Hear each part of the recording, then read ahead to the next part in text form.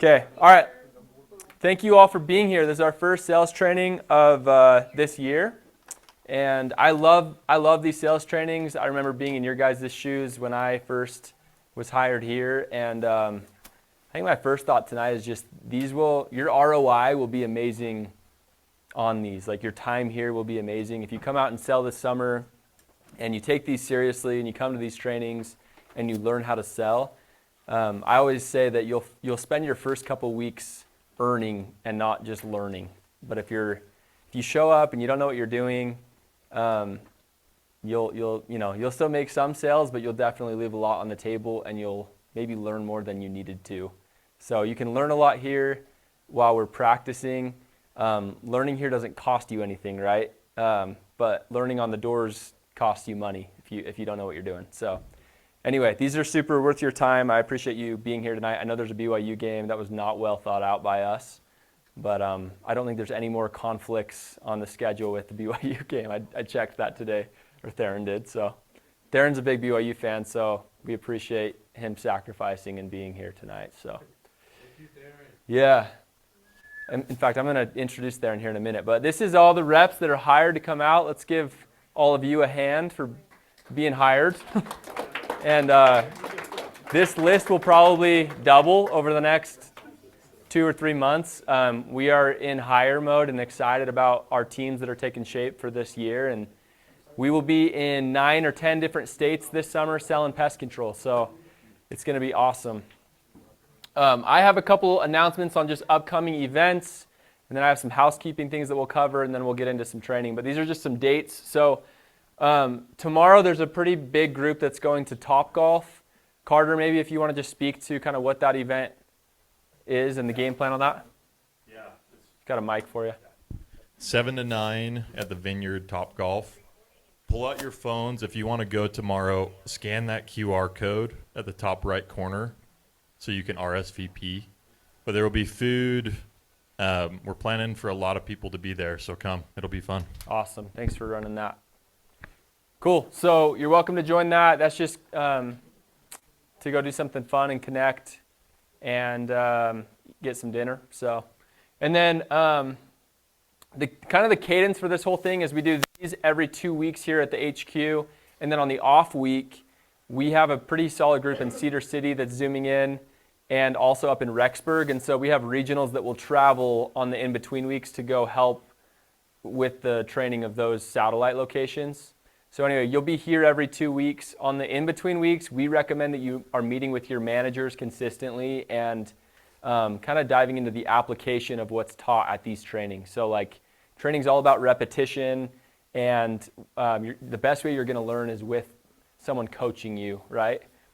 We have videos and stuff. I'm going to get into that tonight and introduce where you'll find our online videos. But the best athletes in the world did not learn how to be the best athletes in the world by watching videos, right? They learned by following instructions from a coach and repetition over and over and over again. So that is how you will learn. Anyway, so you can kind of see that every other week rhythm going on here. We have our cruise at the end of the month for people that earned that last year. That'll be fun. We're going to Mexico. Pickleball, February 5th, so put that on your calendar. We have that Pickleball USA thing rented out. That's in Orem, and that'll be really fun. We do that every year. So anyway, we have a recruiting incentive. So speaking of recruiting and team building, we rely a lot on our sales force to recruit our next year's reps. And so we want to align you and incentivize you to bring friends. Your summer will be way fun if you have buds out there with you. This is an amazing earning opportunity. And if it was good enough for you to do it, then it's probably good enough for your buds to come out with you. So here's kind of the incentives. If you can hire before the end of the month 2 reps, you'll come to the Mammoth game, the hockey game with us. 3 reps, you get the Mammoth game and Ruth's Chris dinner that night. And then if you hire 4 reps, then you get those 2 plus a jersey. So anyway, bring some buds, and you all have a regional that hired you. They are the ones that will be responsible for helping you recruit your buds. So hopefully you know who that is. These trainings are way important. They're mandatory, especially for first-year reps. I've already kind of spoken to the fact that you will show up day one and not know what you're doing if you don't come to these. If you do come to these, our goal is to spell out the sale very clearly, teach you how to sell a pest control account so that day one you can start making money, right? We have reps all the time that come out and make multiple sales their first day if they took training seriously, right? So, and there's multiple examples even in this room. I think of Becca. Becca was our top first year a couple years ago, then went on a mission. Her first year, I remember her being in here with a notepad, taking notes all the time. We did like a preseason contest where we did like a pitch. Remember that? Like a pitch contest. And you won it, remember? And then she ended up being our top rookie. So the correlation between someone that shows up, knowing the pitch, and actually putting in the work in the, off season, the correlation between that and people that win in summer is massive and strong. So come to these, complete your onboarding. There's a big list of people that have been hired and done paperwork, but that have not completed their onboarding. I'm actually going to use this as kind of a way to introduce Theron. So Theron plays a huge role with us operationally. He's the director of our ops. Let's give Theron a big hand. Thank you. And Theron, if you'll just speak to what that means, like just making sure people are getting all the way through the funnel in terms of getting onboarded. Yeah, so you'll either hear from me or Claire.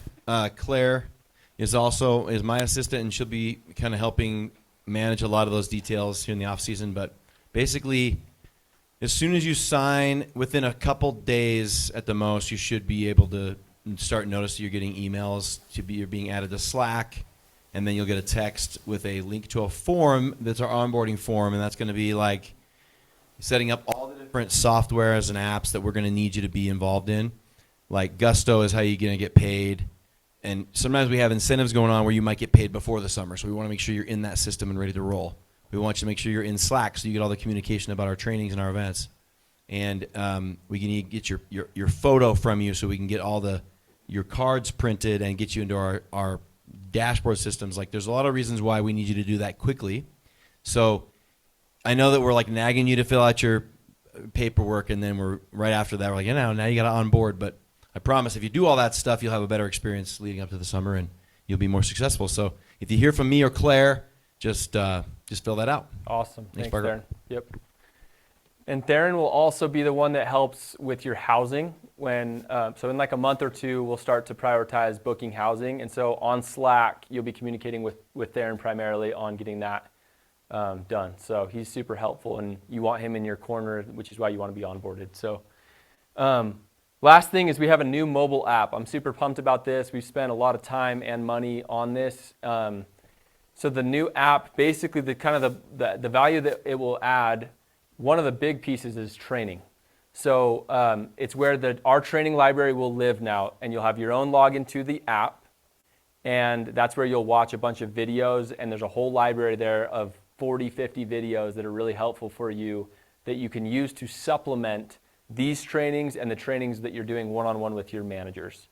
So we have a quick little video that we're going to show here that basically shows you what the app is. It's being approved by the App Store right now, and we're probably like 2-3 days out from it being available to you. Could be a week or two, worst case, but we're getting really close. So, but this video shows you the finished product and what it will look like in a week or two when you log in. Hey team, here's a quick look at the new mobile app. To get to the training module, you'll click on the bottom right tab. And here you'll see all of the training material ordered by chapters and lessons. Clicking on a lesson here will open the YouTube video. You can watch the YouTube video. You can view when it was assigned and when the deadline is. Once finished, you can mark as complete. There's videos here and also different PDFs and also links to different Google Docs. Here's an example of an uploaded document.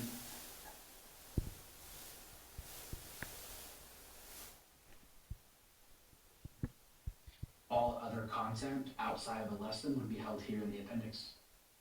Thanks, guys. Cool.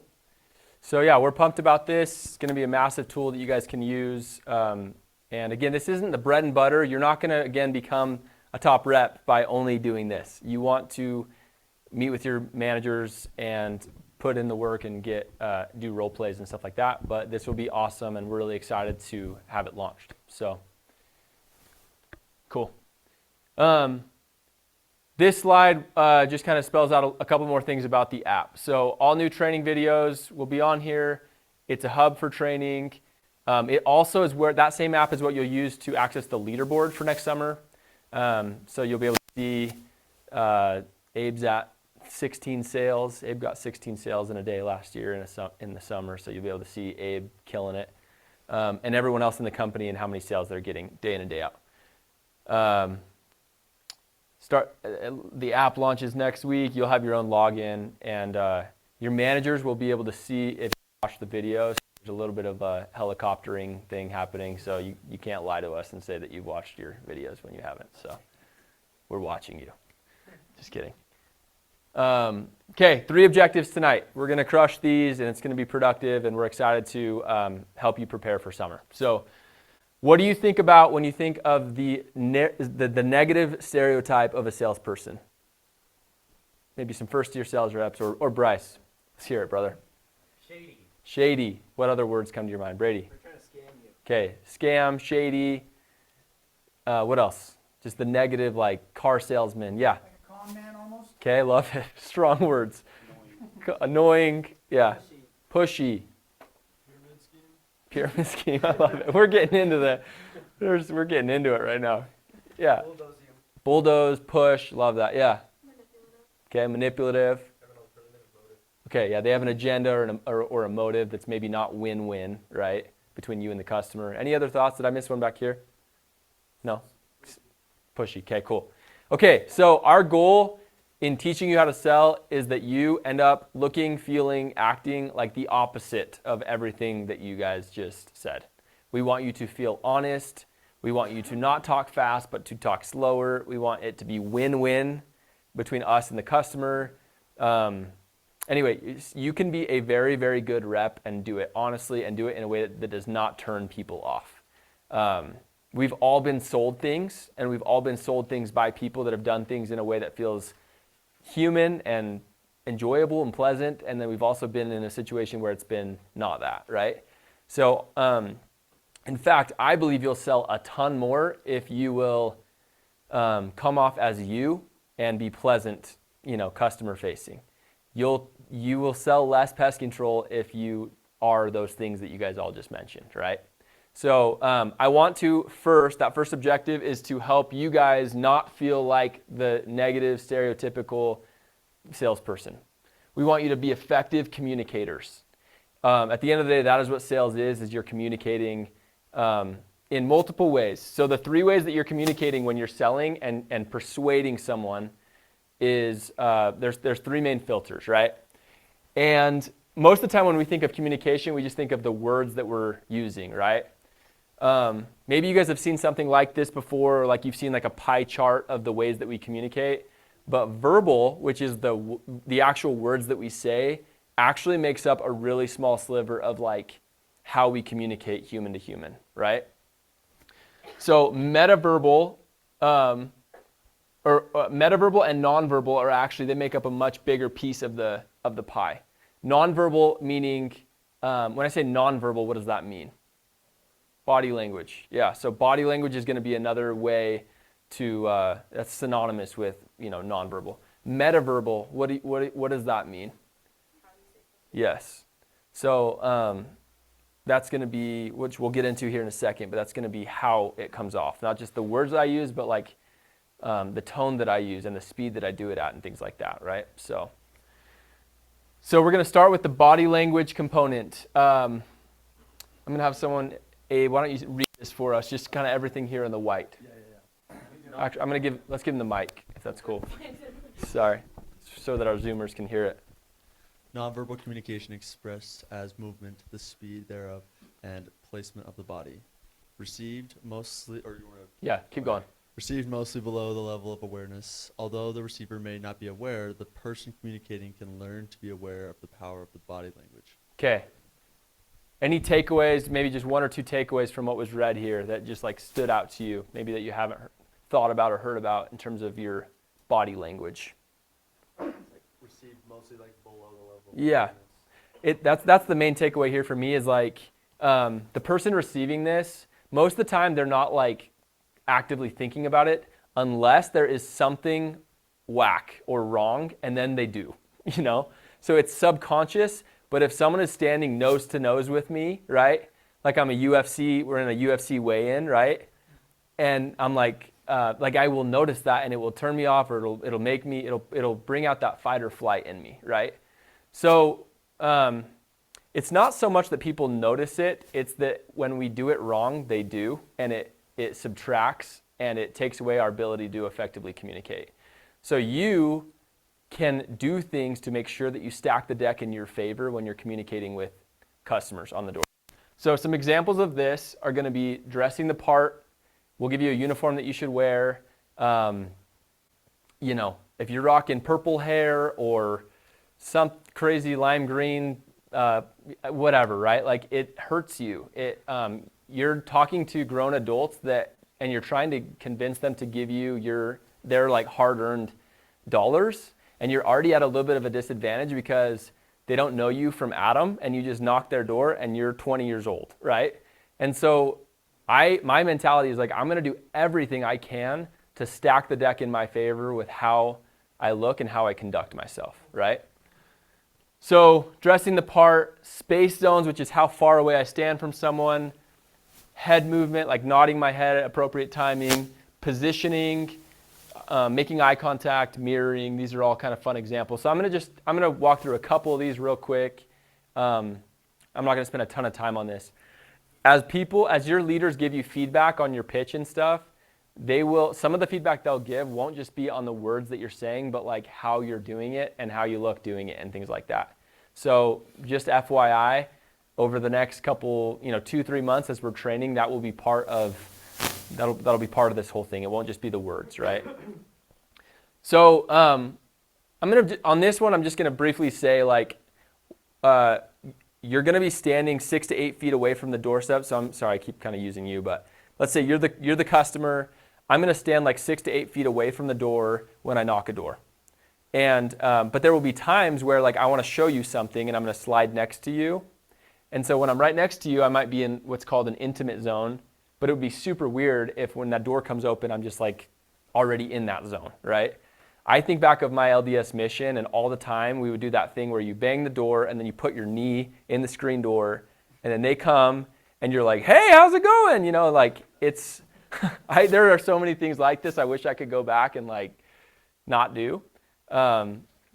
And that's a good example of one, right? So space zones matter between you and the customer, and we're going to teach you when to kind of maybe be in a different space with the customer. Head movement. So this is kind of a fun video just showing like you can use your head to get responses that you want to get sometimes. Oftentimes we're looking early on in a pitch to create a how much from customers. We want them to ask how much and give us buying signs. And sometimes when you nod your head as you close for one, it'll kind of increase the odds that they give one, right? I guess this isn't a video, but that'll be in the catalog. You can kind of show him nodding his head trying to get that response. Mirroring is another one that's kind of fun. This is the last example I have here. Who knows what mirroring is with body language specifically? Has anyone heard of that phrase? What is that? Yeah. Okay, love it. So a good example of this might be a grandma has a walker, and she's like walking to the door, right? And I might just like subconsciously, because I've done this a long time, but I might like bend over on her level and talk to her like at her eye level, right? And that might help her feel more comfortable with me. So another example is like if someone leans against their fence post or whatever, like sometimes you'll do that, and there's this thing where it's kind of like human to human, we're on the same page. So mirroring is a fun one, and it's something that you can use again to just get comfortable with someone with their body language. Metaverbal is another big piece of the pie, right? So we've all heard the phrase, it's not what you say, but how you say it, right? I have a 6-year-old, and we're working way hard on this right now, right? Like, he does crap all the time that he has to say sorry for. I also have a 2-year-old, so he's always like, roughhousing her or saying something disrespectful to me or my wife. And so there's a lot of this phrase going on in my house right now. And we have to teach him what? Like, there's 100 ways to say I am sorry. I can say it sarcastically. I can say it genuinely. I can say it like I'm angry. And so we're going to be listening for the pitch and how you say things to the customer.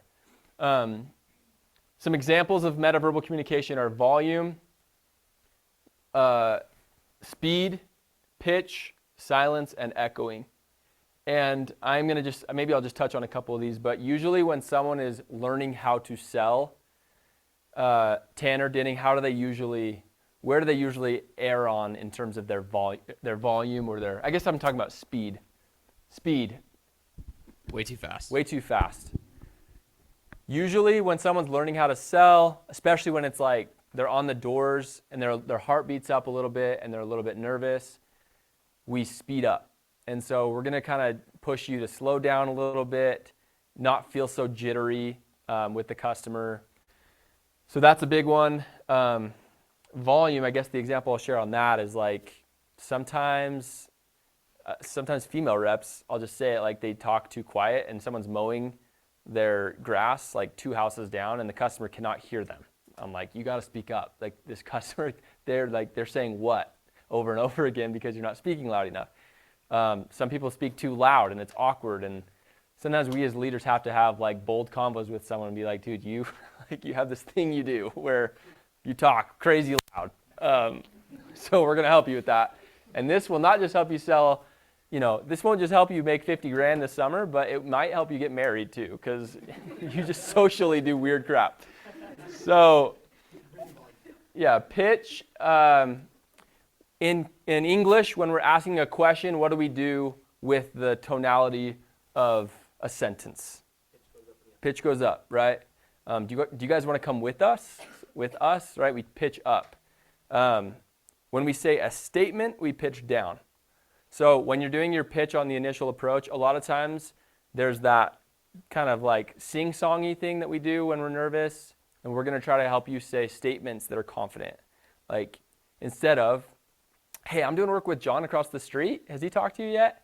It's going to be, hey, I am doing work with John, your neighbor that's next to you. One sounds confident, like I'm a messenger, and the other one sounds sing-songy, like I'm a car salesperson, right? So we're going to work on that. Silence, some people love to hear themselves talk, and they need to clam it sometimes. And then echoing is the same thing you mentioned so echoing is like with metaverbals what mirroring is with body language. So grandma, again, not am I just bending over and talking to her because that makes her feel comfortable, but I'm also, like if you have an 80, 90-year-old grandma, you usually talk to her differently than you do like your friend at school, right? Or like a big buff 40-year-old homeowner that's like, you're just going to approach them differently with how you sound, right? So that's what I'm getting at there. The last piece is verbal communication. So this is going to be the actual words that you use. And there are going to be actual words that where you have 2 choices, and we'll kind of steer you to 2 words that might be synonyms. I'll give you a couple examples. Like for us, the word agreement sounds softer than contract. Chemical is a word that, of course, you can use because we sell a service that involves chemicals. But in some of the markets that we're in, there's some people that don't love the idea that we spray chemicals, right? So instead of spray chemicals, I might say apply treatment. Better, right? Same truth, synonyms, but I get to control the words that I use, and it paints a way different visual in their head, and my chances just went up with them feeling a little bit better about me and like what I'm doing. Does that make sense? So there will be some thoughts on that? Another one, maybe the last one that comes to my mind is I'm going to probably avoid saying things like sign up. Like I just signed up Bob. Instead might go more with like I just set up, or I just, I'm taking care of Bob. I'm doing work with John. Something that feels more professional and not like solicity, right? So anyway, thoughts on this, questions, takeaways so far, just on the pie chart of communication. I think synonyms are so underrated. What's I that? think synonyms are so underrated. Yeah. That's a huge one. I'm still trying to Learning which words work. Yeah. Yeah. Can you guys think of any other verbal like examples of that? Any veterans? I know I shared kind of a lot of the common ones that we usually work with. The eaves, like when you're trying to sweep the eaves. Yeah. A lot of people like in other companies they say like they're just gonna like knock it down or Mhm. something. I'll say like we have prior product. We Yep. use like I don't know. I'm still workshopping this one. I don't know if I say this somewhere. Yeah. But I was like we use like a 40-foot-long instrument to come and reach the high parts of your home. Yeah. Like Yeah, if you can say words that make you sound like a professional, it can give you a leg up, right? And help a customer understand that you know your stuff. So, yeah, I love that. I have a break here, and we could do like a 5-minute break. Do you guys feel like you need a 5-minute break, or should we keep rolling? I think we'll keep rolling. Okay, we'll get done. We'll get done earlier. Yeah, let's just keep going. Okay, sales cycle. So I'm going to do tonight. This is now objective 2 tonight. So we're going to walk you through the sales map, right? Basically start to finish, the steps that you will follow to get a sale. I'm not going deep into most of them. The third objective tonight is I am going to go deeper into the first step, which is like the initial approach. It's like the first 10, 20 seconds of you interacting with the customer. So I'm going to do like a very big, like a, bird's eye view of the whole sales process, okay? So you will make friends with this map. You need to understand this and just understand the flow of the conversation. So I think of it as like a flow chart, right? Like we start here. I do my initial approach. So I knock the door, and this lasts like 5, 10, 15 seconds. This is my intro. I'm telling the customer what I'm doing. I'm explaining it's pest control. I'm going to show you kind of a good initial approach here as we finish tonight. They are either going to bite on it and love me from the start, which can happen, and it does happen if you have a good initial approach, maybe 5, 10, 15 times a day. What that sounds like is how much. We love when they ask how much. Who's a veteran that's sold that loves the phrase how much? Boom, let's go. What do you think of when they say how much? Let's go, yep. You think of dollar signs. You think of making about $300 on a sale. So a lot of times, if you give a good initial approach and they're in the market, sometimes they won't even be in the market, but like your initial approach was just so good that they instinctively just want to know, like, how much is that? And you'll create that a lot, which is super fun. We track that. We're interested in how muches you're getting. Another buying sign is, what are you treating for? So they're curious, right? Like they want to know what bugs you're taking care of. Maybe they're seeing some at their house and they've talked about it. Hey, we should probably get someone, for XYZ reasons. That's another good buying sign. More often, you're going to get objections because they didn't ask for you to come by their house, right? You're coming by unsolicited. Sometimes they don't even like door-to-door salespeople. And even myself, like I own a home in Saratoga Springs. I get my door knocked a couple times a month. Most of the time, my knee-jerk, even though like my career is in door-to-door sales, this job blessed my life in a massive way. It helped me, buy a bunch of real estate in my 20s. It changed my life.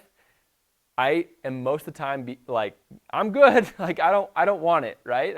That's usually my reaction. So if I am that way, your standard homeowner is very much that way, right? So they're nervous about us, and that's okay. So that is the normal reaction. They usually do it themselves. They're a switchover, so they have someone already, or some other form of an objection, right? I don't see bugs. I don't have money. I'm broke. What else? A couple others. Renting I rent. We don't like chemicals. What's that? I got a company.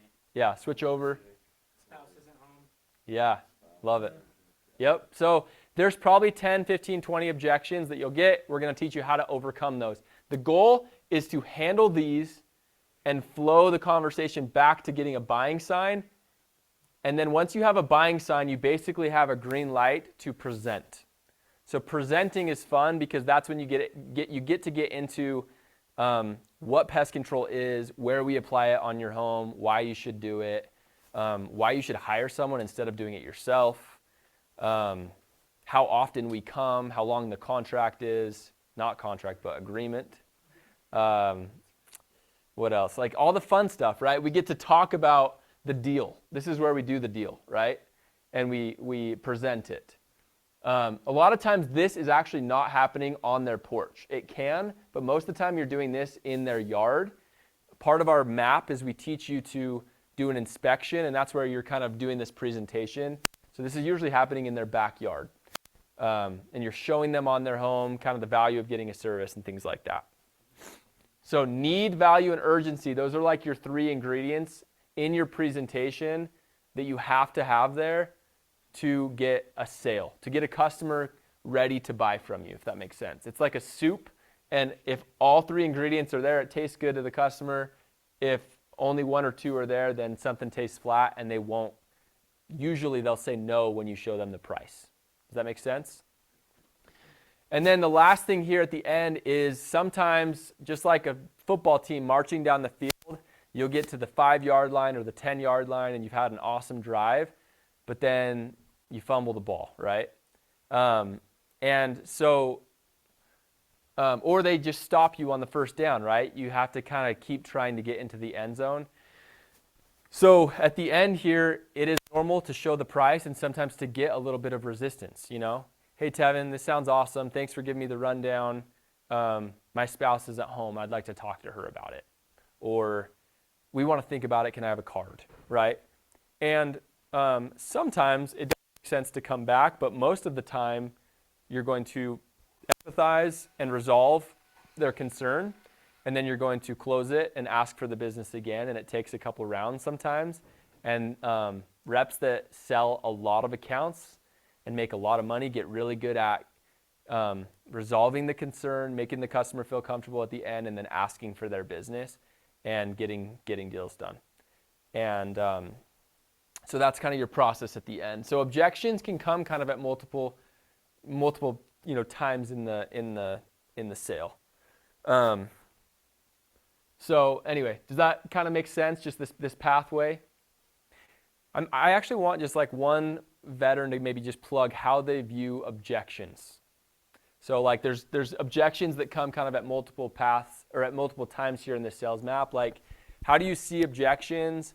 And there's probably some rookies in the room that are like, I'm nervous that customers might tell me no, and then I'm going to have to be like twisting their arm or having these really uncomfortable conversations. So Nate, maybe just speak to the mindset around objections. I mean, objections are like questions with periods at the end of them. I Amen. think it's like Yeah. most people, they just don't even know what to ask, so they're going to say no.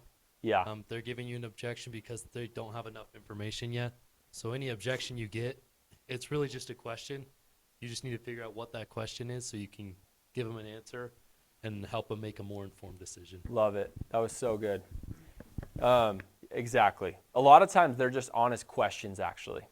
So, like very often, it'll feel like an objection, but it's just you just have to empathize, share some logic, which will teach you how to overcome objections. That's a big part of our training. But it is super normal to have some resistance. In fact, it makes me nervous when there's literally zero resistance from a customer, right? Like I just knocked a freaking stranger's door, and they're just like, "Go ahead, yeah, let's just get it done." Like sure, yeah, sign me up for the agreement. No problem with the price. Like it's almost healthy to get a little bit of resistance because then you know that the customer has like a heartbeat and a brain, and they're like. Guarding their gold a little bit, right? Most of the time, the best customers actually have a couple concerns because they're the ones that'll like again, they're buying off of logic that will actually stick with you and it makes sense to them. And so you create good, valuable accounts that will pay their bill long term and you'll get paid, right? If someone's just like a yes man and they sign up because they're an easy sell and they might be kind of emotional or not super educated, they are probably going to cancel and you may not even get paid anyway, because we only get paid if customers pay their bill for a certain amount of time, right? So that's how pest control works door to door. So anyway, objections are not bad. Lean into them and make peace with the fact that you'll get some concerns from some people. And if you sell 5-6 sales in a day, most of the time, like maybe only 1 or 2 of them were pretty simple, easy sales, and some of the higher hanging fruit takes a little bit of work to overcome their concerns, right? So yeah, right. I would just say too, like I think. Oh, thank you. Like I remember my first year watching videos of like really experienced reps, and I was like, you guys aren't getting any objections. Like, what's going on here? And so I think an important thing to realize is you can overcome a lot of objections. Ooh, I love that. Yeah.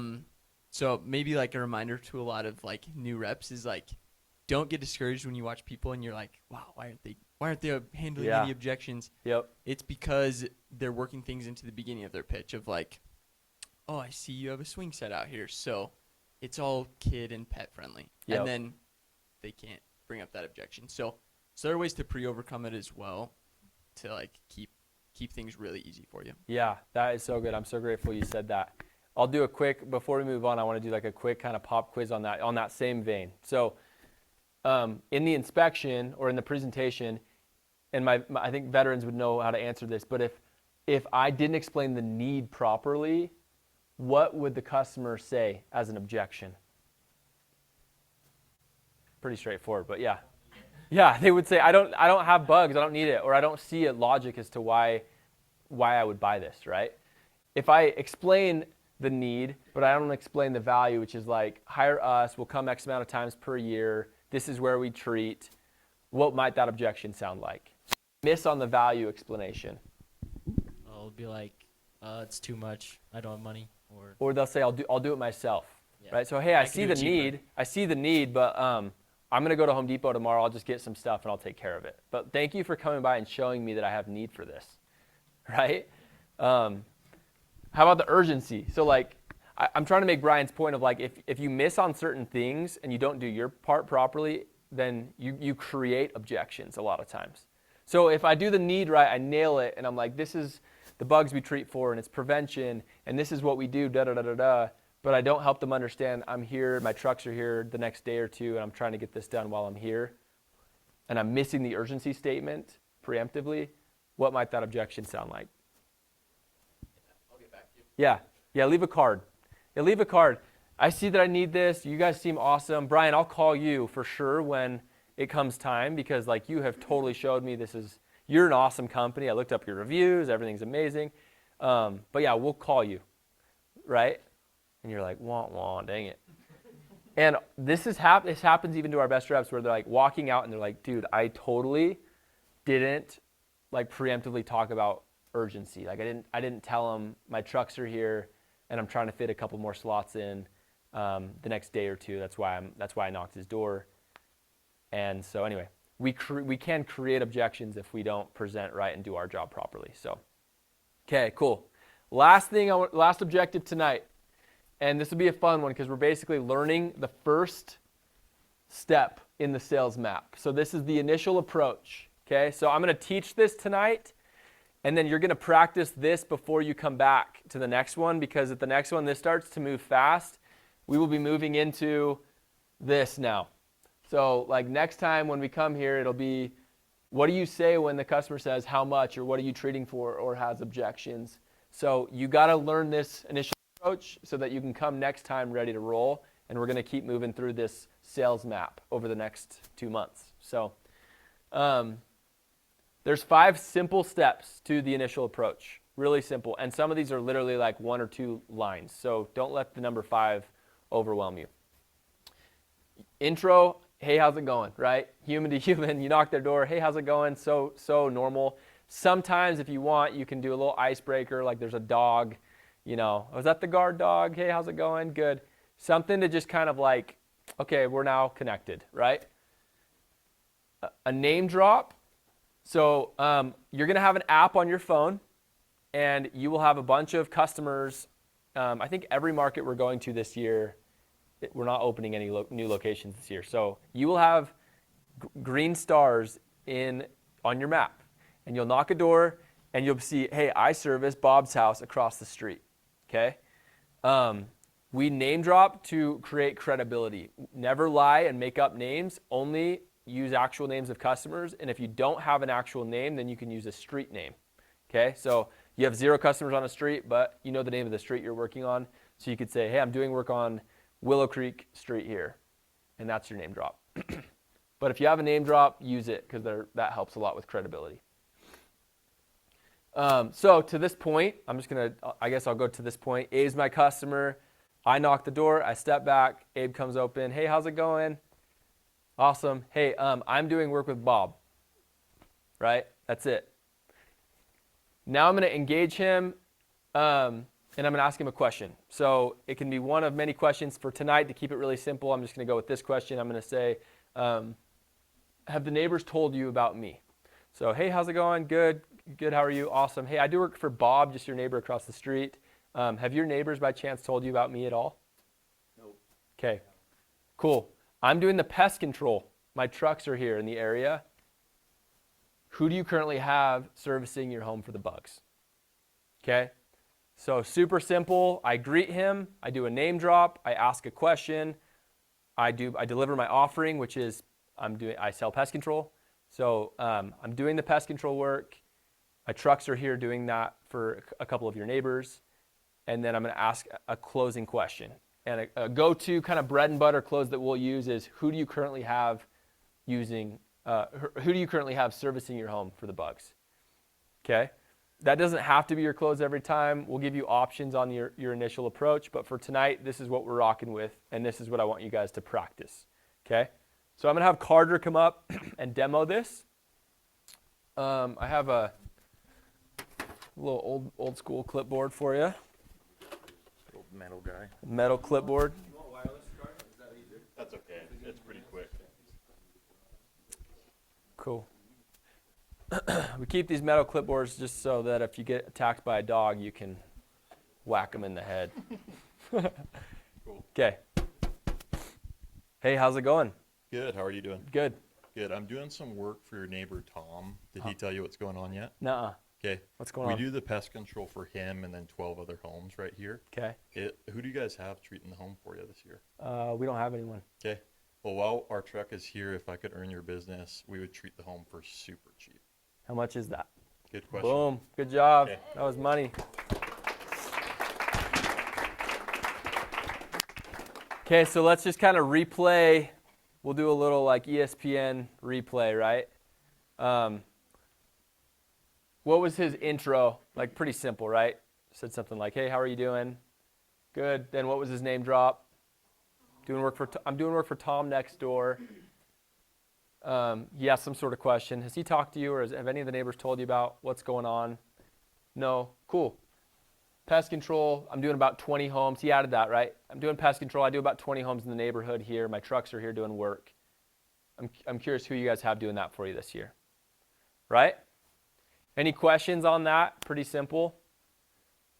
So the reason why we're using this closing question is, I don't know, maybe 40, 50% of your sales this summer will actually have someone already. So we're kind of we're preemptively overcoming that, to Brian's point. If they don't have someone, then boom, you're in the game, and you can go with, we'll teach you this on the next training, but basically your new close will be, cool, well, my trucks are here. If I can fit you in, then I can service your home for super cheap, because you're trying to create a how much and a buying sign, and they're basically giving you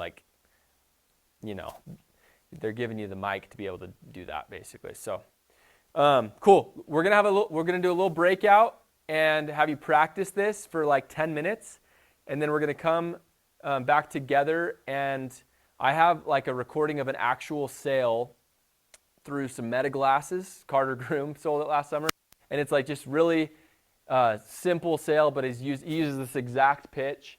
And I want you to just see it live and in action before we close tonight. And hopefully it'll kind of excite you and show you this thing actually works, and you can make a ton of money selling pest control this summer doing it. So, Park, did you have something? Yeah, I'll say it after we watch the video. Okay. That'll be better for us. But I think we're gonna practice first, and then we'll come back and do the video kind of to finish tonight.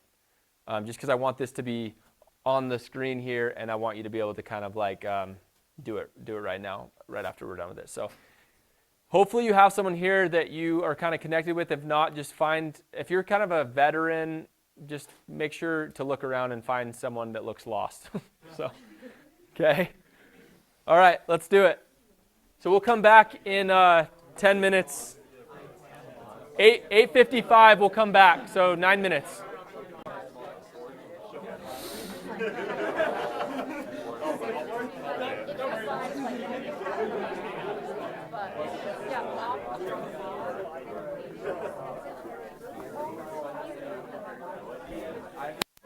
All right, guys, jump back in your seats real quick. If you can go back to your seat, we will show this final video.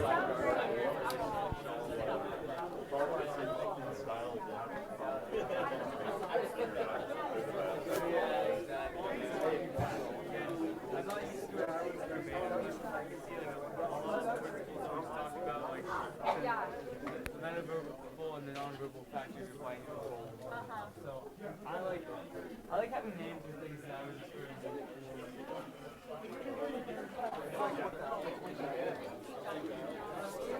Okay, let's do it. Okay, we're just finishing up. How'd that go? It's time. Sometimes you like see simple steps on the screen, and then you see someone do it.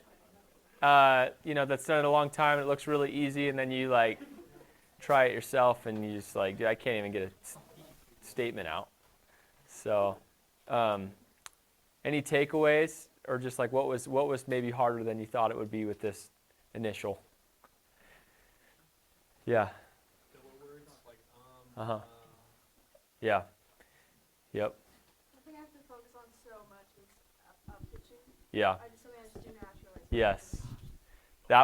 That is a thing for a lot of people. So she just said that she up pitching is hard for her, like with your tone and your A lot of people deal with that. They sing the pitch, and it just makes you sound kind of not confident, right? Customer facing. So that's a really good one. Yeah. What else? What else did you guys observe? I was gonna say I feel like it's really easy to talk fast because we don't want them to feel like we're wasting their time. We don't want to like take too long. Yeah. But if we talk slow and kind of show that we have purpose and confidence, then I feel like it actually sells them a lot easier. Yeah, I love making them that. feel like their time is not wasted. Yeah, sometimes we feel like we need to speed up because we just knocked on their door. They're busy. They're doing their thing. But it is the opposite. Like, we will control the conversation and demand a lot more respect and attention if we actually slow down. And so it's a little bit interesting that way. But yeah, you'll have to kind of caution yourself to slow down. I remember when I started this, I mean, just like everyone, like my heart would be beating fast and I'd kind of speed up. And so I'd have this thing where I'd take like a yoga breath before every door, like, and even still, like I'll go, I went out last year on Memorial Day and sold some, and I'll go out and visit teams sometimes, and I've done this for 10 years and I still am like, grown adult at their house. So taking a deep breath and then just understanding, like, the slower I go, the more control that I have, and I actually look more confident, not less confident, as I slow down, right? So yeah, Brinley. I think when I was first doing this last year, I was like, I sound like a robot. Yeah. Like, this does not seem fun. But I think what's important is as you keep practicing this, you will add like your own personality into 100%. it, and it will just be natural. And so to learn like the basics of this is a formula, and then it will produce great things. And then once you lock that down, then you can start adding in your own things. And I think that's what I was like a little afraid of last year. Is I'm like, I have to say everything, and I have to say it like down pitch everything, and like no emotion. But no, like your emotion, your personality honestly helps. 100%. Yeah, I appreciate you sharing that, because this does feel a little bit like, hey, there's 5 steps, you got to follow them. you'll get to a place where you just will very naturally do this, right? Like you won't think to greet someone. That's pretty like instinctual, right? And then you'll work in some kind of situational selling is what we call it, right? So whether it's something with the neighbor, like, hey, I do work for Bob. He's the one that has the whatever at his house, right? Has he told? Anyway, so you're going to be able to mix in. It's not going to feel super robotic, but here in the office, when you're not out and about and you don't have like real information to work with, it will feel robotic, but that's okay. Be a robot now. Like Brinley said, as the summer gets closer and you have more to work with, be yourself and connect with people, and you'll be able to kind of use the flow and do that at the same time. So any other thoughts before finishing on the initial approach? Yeah. Okay, so a lot of the same.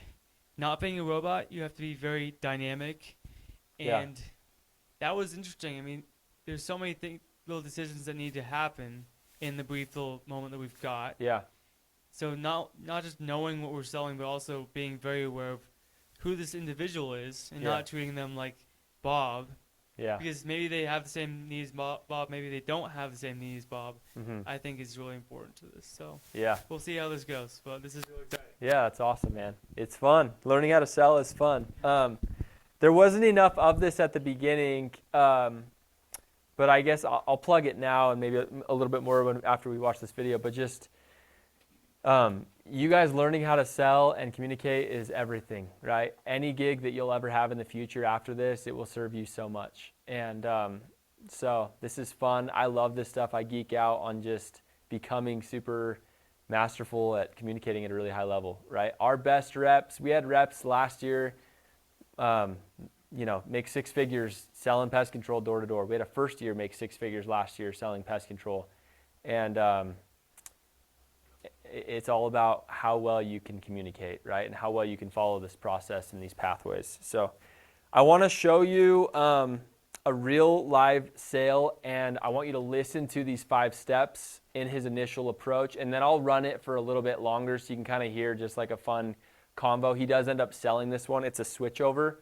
And then we'll close up after this video with just some key takeaways that you guys learned tonight. So I'll play this real quick. He's rocking the Meta glasses. Hey, it's a hot day. It is very warm. Hey, are you the homeowner here? Yes, sir. Okay, cool. I work with a few of your neighbors here on Wild Horse Estates. Did anyone let you know what we're doing? No. Okay, all good. Pest control. I was just wondering what company you guys have coming out. Okay, cool. Smart to do something. They're out of Salsa. Okay. Just so you know, I've had a few people actually switch from Cox because I'm also local. I just do a bit more for a better value. If I could do the same for you, is that something you might consider? Yeah. Yep, I take care of everything on the front and back of this. How long has Cox been coming out? 12 years, I guess. Cool. They kind of just spray around the base every 3 months, and they do inside. Okay. Have their prices been going up on you as well? A little bit. No. This last time we just put with one price and it's higher than what we've been paying, but. Do you mind if I ask how much that was? Okay, I'll show you right here. So something that sets me apart from Cox, this is why I've had a few people jump on with me and just see what I can do. I take care of the eaves for spiders and wasps, which they don't. So I get a brush, I'll knock down all the activity on the upper half of the home. I'll put a repellent up there so it just keeps spiders and wasps away in between our services. That way you're not getting the wasps flying into like those little cracks and nooks up there. Last thing that I do, I treat the yard 30 feet out as well for ants, spiders, ticks, and fleas. So I can set up a barrier and actually get rid of the bugs from the source. That way they're not coming all the way up to the home before getting stopped. So I come out 4 times a year as well. It's pretty standard. Anytime in between, I retreat for free if there's ever an issue. Normally, if you called my office, my first service is usually about $210 on this size of home. Because I'm here, I'm doing my first one for just $50. And then I charge monthly, so it's easier to budget for over the course of the year. Normally it's $65 a month. I'm doing it for just $50. That takes care of everything on the front and back of that. Does that sound pretty fair? That sounds fair. Cool. Boom. Sold them. That's pretty sweet. Actually, I don't even know if Carter's watching this, but I don't even think I told him I was showing this tonight. But anyway, Carter, good job, dude. That was sweet. Videos from Meta Glasses last summer, and I love those because the POV is cool, just like seeing the customer, and the audio is really good. So, if you want to get some Meta Glasses, they're pretty cool for this job. Kind of look like a nerd swag out there, you know. But what did you guys notice? I want to mainly focus on that initial approach. I let it play on just so you kind of see a natural combo. But specifically with the initial approach, just what did you guys observe or listen to on that? Any takeaways? Yeah. Yep. Yeah, so his intro or like icebreaker was what? He said hi, and then he said something about the weather, right? Yeah, so like everyone wants to, it's like the convenient one is weather or a dog, but something to like show, hey, I'm a human, that's, you know, you got a dog, oh, is that the guard dog? Or, you know, sometimes if it's hot, like super hot like that, I'll be like, yeah, I forgot my coat today, dang it. You know, like just fun stuff like that to like see if you can get him to smile. And then boom, I'm into my initial. So he was on this like country road, kind of main road out in the middle of nowhere. And so what did he do for his name drop? It was like a street name, right? But it's still, so he didn't like name drop the person next to him, but it still kind of felt like, oh, this guy's local and he like knows, like he's not just some dumb person that doesn't feel professional. Like he knows the name of my street, right? So that came off really nicely. He asked the question, what did he ask to kind of engage him? Yeah, I think he did ask that. Maybe he didn't do an engaging question. I think he did, though. He asked something after that. He did ask the homeowner, too, or he asked that at the very beginning, if they're the homeowner. As the close, yeah. Yeah, so he said, no, I think he did. Let's replay it. Let's play this one more time. I think he asked a question, and then... Hey, it's a hot one today. It is very warm. Hey, are you the homeowner here? Okay, cool.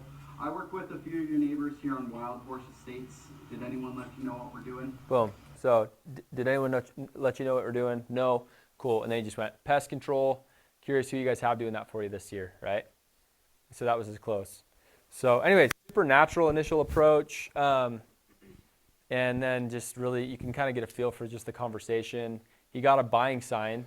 And then he just did his presentation, went through need, what wasn't being covered by the other company, what he does instead, you know, kind of treats the yard more thoroughly, covers some of the eaves. You could actually see through his meta glasses, like there was like some, I'm not going to show it, but like there's some dark spots up in the eaves, and those are like cobwebs that the other company should be wiping down. So he was like showing that to the customer. And I think he mentioned like wasp. Maybe he saw like a little nest in some of the little cracks or something like that. So he's like using his senses to create some need and some value. And then he, you know, got into rate card and closed it. Yeah, Max.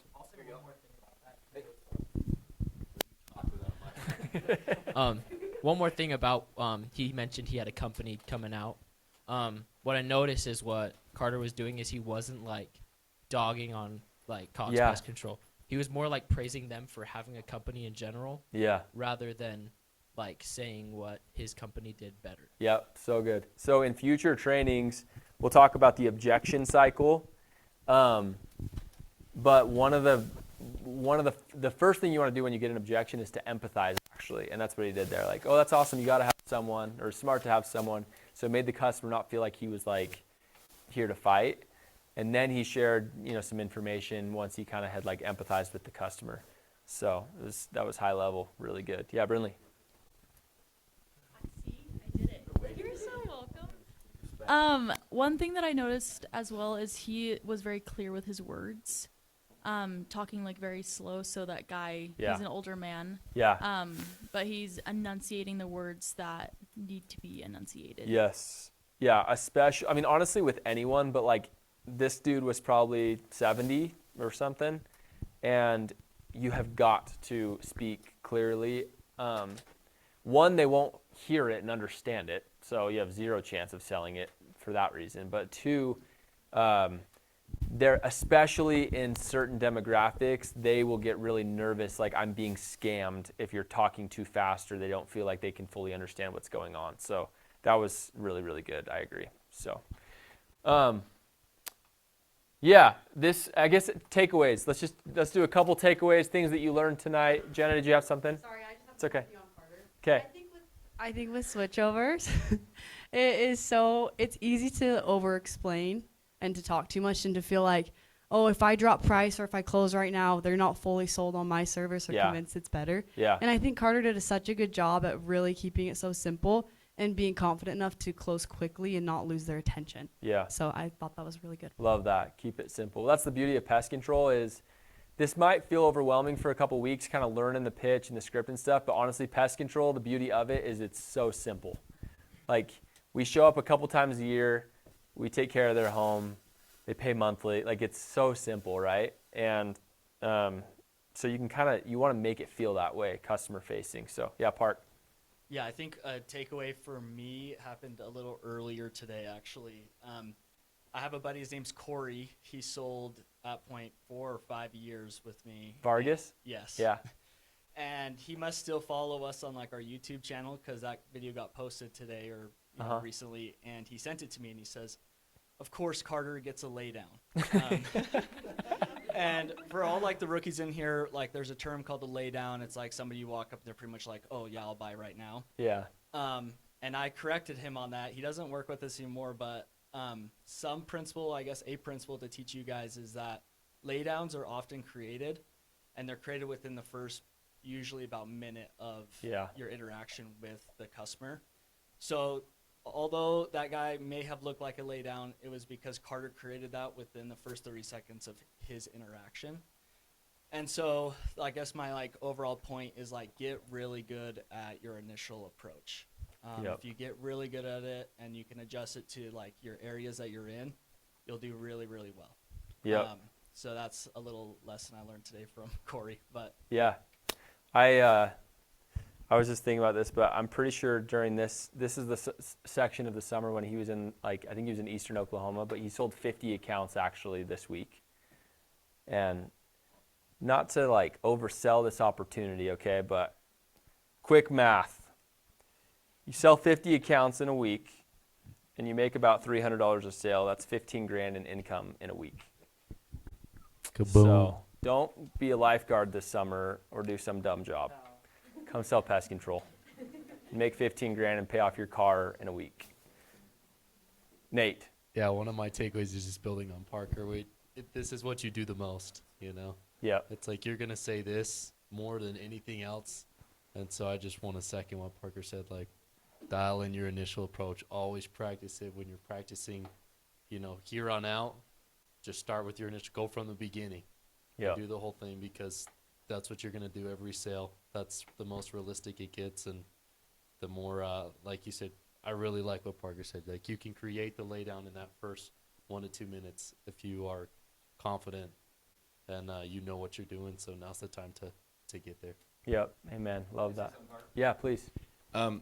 So I don't do sales. I'm the operations guy, but I've been here 5 years and I've observed a lot. And I think what Parker said earlier, it's really important that you don't overlook what he said, that you need to become an expert communicator, not an expert salesperson. Mm-hmm. If you are communicating very clearly, very simply, your job becomes simple. If you're communicating complicated things and you make it complex, your job is complex. So literally the simpler you can make this, I've seen it, I've watched that. I mean, look at that video from Carter Groom. It's like he was almost baby talking that guy, you know? Like it was so dang simple. The guy just had no complaints about it. Yep. But that's what I've observed is like our best guys, they don't get bored doing it the right way over and over and over. And then they make 5 times more than me. It's pretty cool. But we need you bad. We need you bad. You're the MVP. Cool. Any last thoughts tonight before we close up? Thanks for being here. We love you guys, and we're super stoked to be working with you this